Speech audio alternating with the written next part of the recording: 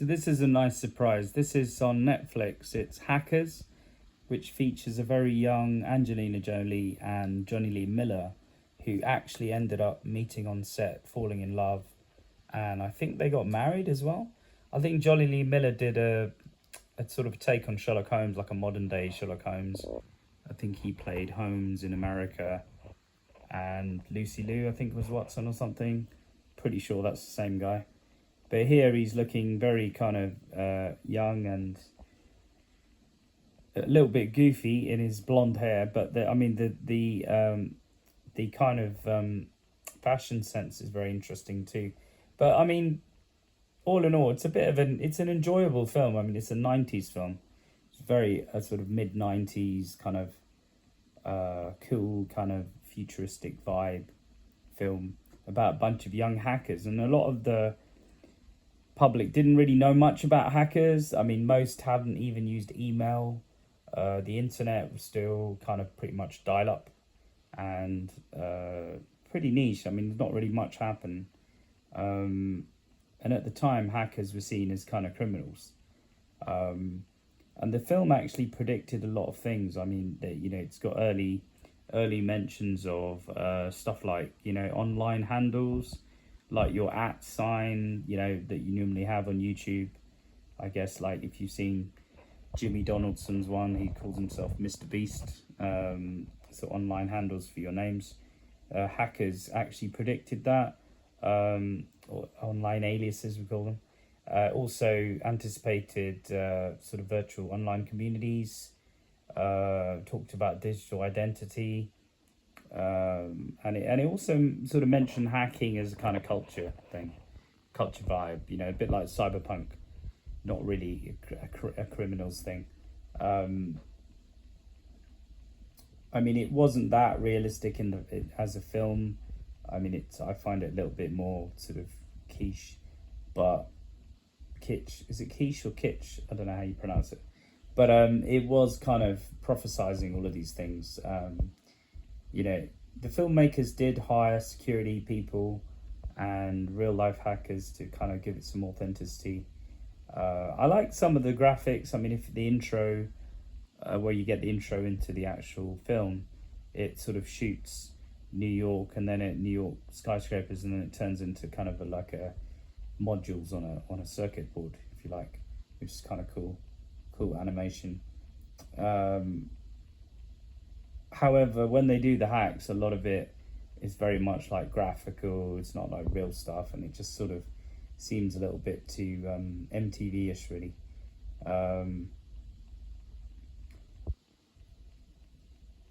It does talk about stuff like, and considering this is like I think it was 1995, so 31 years ago. I mean, this is, they talk about, social engineering, sort of exploits, stuff like that. And basically it's a bunch of young hackers at school, and they get caught out, and then sort of the bad guys or the government, I think, go after them. I'm kind of halfway through the film, don't really remember it much. And it talks all about that, and then it's got like, the gaming culture and stuff like that.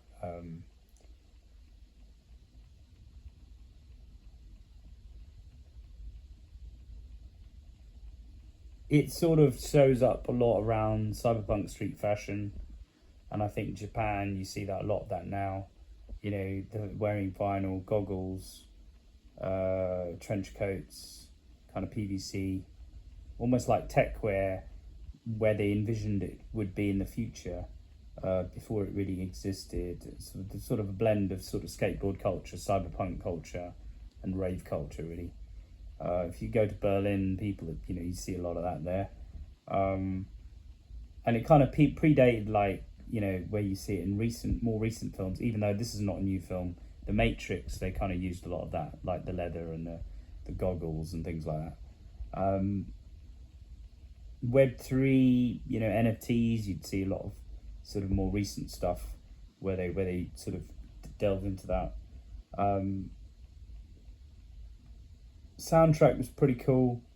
They've got some famous songs on there, such as Underworld, Prodigy, sort of, mashing up rave, techno, industrial music, way before this kind of electronic music was kind of vibing. I mean, I used to listen to electronic music like quite a few years before the film came out, but it wasn't that kind of, my mate used to actually make his own music using samples and stuff of TV shows and stuff. It was kind of cool, but it wasn't, it was nowhere near like mainstream. It didn't do that well when it came out, but it became a bit of a kind of fan sort of following film. So even though it kind of didn't do that well, it's kind of becomes kind of a bit of a cult classic, and people like the vibe, even though it's not really, it's kind of cool, and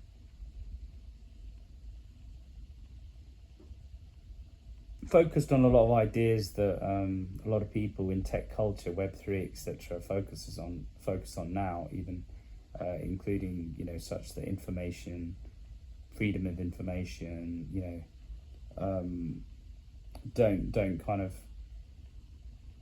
don't always agree with authority, because it's not infallible, and it sort of influenced a lot of stuff of movements in tech, such as early startup sort of stuff, internet freedom movements, and open source culture. So I think the film is still quite important, because although it's not just, I think it's not just about computers. It's about kind of identity in a digital world, sort of, creativity being powerful, curiosity, almost as rebellion, and youth culture over systems, established systems. So it does resonate, especially in independent technology culture, cyberpunk revival culture, creator culture, especially the YouTube, and also the Web3 movement, which I'm kind of quite interested in as well. So, I mean, you could look at Hackers and look at The Matrix and see how this was kind of the precursor to that.